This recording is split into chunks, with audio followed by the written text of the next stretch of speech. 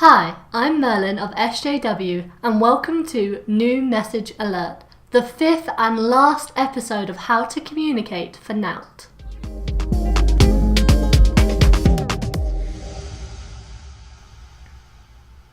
It's time for schemes to use emails as part of their member communications, and as usual, I've put together a short list of tools that will help you do just that. I'll introduce you to each of them, running through their key features and what their free plans currently allow.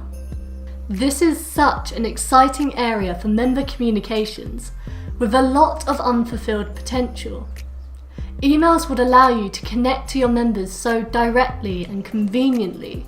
Your members will be able to react instantly to the content you provide.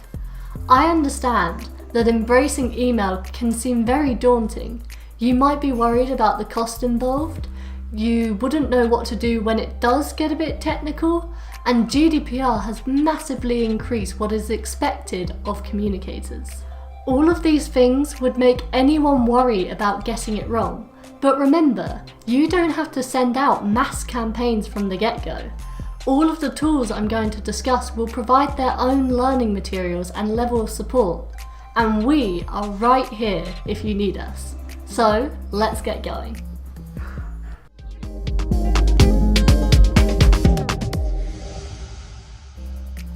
First up is MailJet. I think the best way to show you this tool is by going through the steps of creating an email. This process will be nearly identical within all of the tools I'm discussing in this episode. The first step is to define the basic details of the campaign.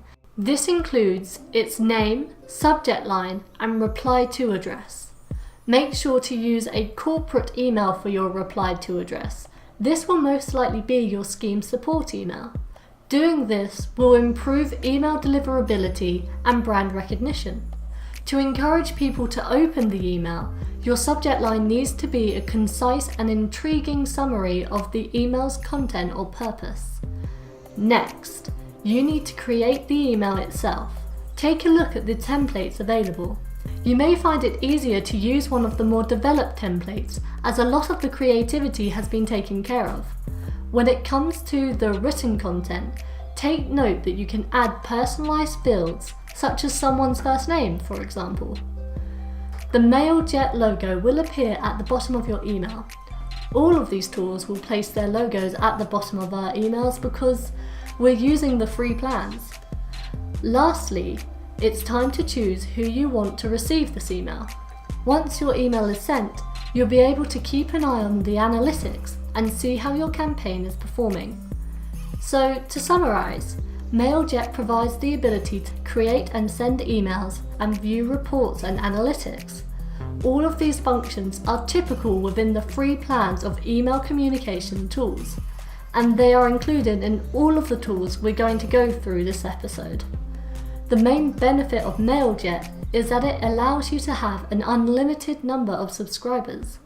These are the people who have signed up to receive your emails. However, the amount of emails you can send is limited to 200 emails a day and 6,000 emails per month.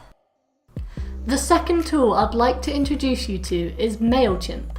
I'm going to go straight in and note the significant things about this tool in particular. When you create an email with MailChimp, it allows you to define the preview text when setting the basic details. This is the text that appears below the subject line.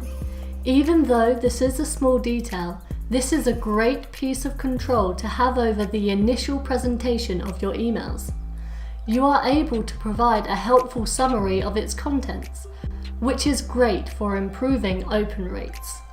When preview text isn't defined, the first piece of text within the email is displayed instead.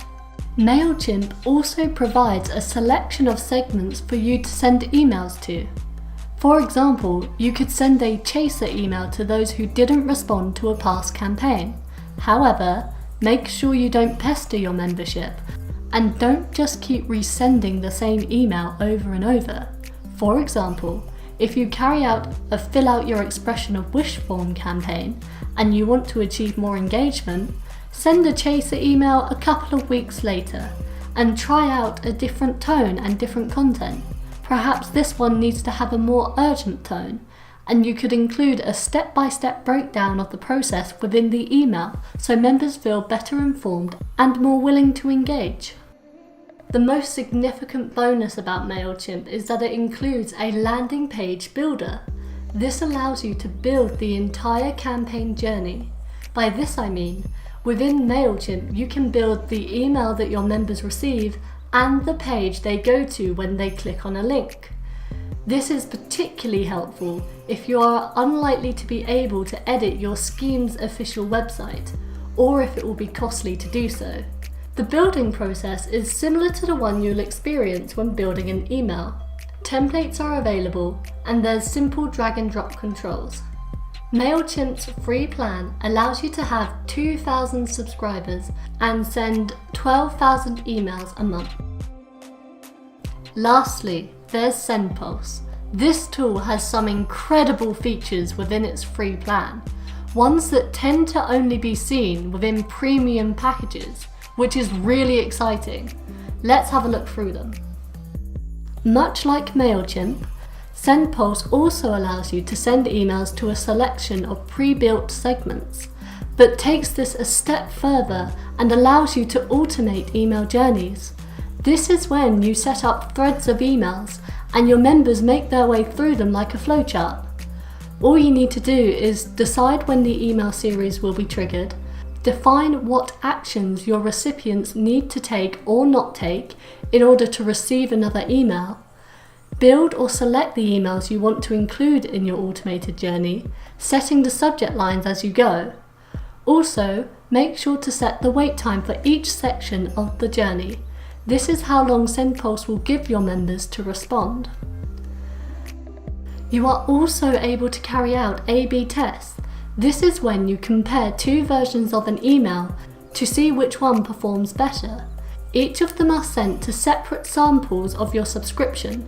The one that receives the most desired engagement is then sent to the rest of your subscription. All you need to do is choose whether the winning email needs to receive the most opens or clicks. Then set up 2 emails just like any other campaign. SENDPULSE will take care of the rest. Their free plan allows 2,500 subscribers and 15,000 emails per month. There's also a particular feature that goes beyond email creation and distribution. SENDPULSE's free plan also allows you to create web pushes. These are notifications that are sent from your website and appear on the recipient's desktop or smartphone. They are easy for your members to opt into and a great solution for quick member alerts. You'll need to add your website to get started. This is quite a technical process, but there's a video guide to help you out.